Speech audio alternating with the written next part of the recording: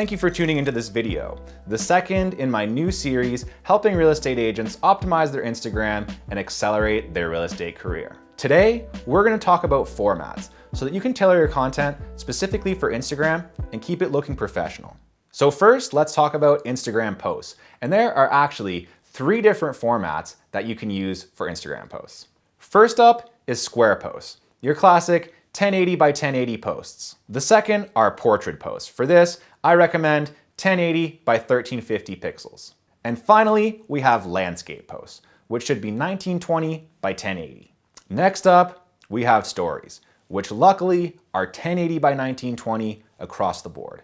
And finally, we have Instagram Reels, which are 1080 by 1920 videos for a beautiful full screen mobile viewing experience. I hope you found this video helpful. If you need further assistance with your Instagram, feel free to reach out, jared@galaxycreative.ca or at galaxycreative NOTL on Instagram.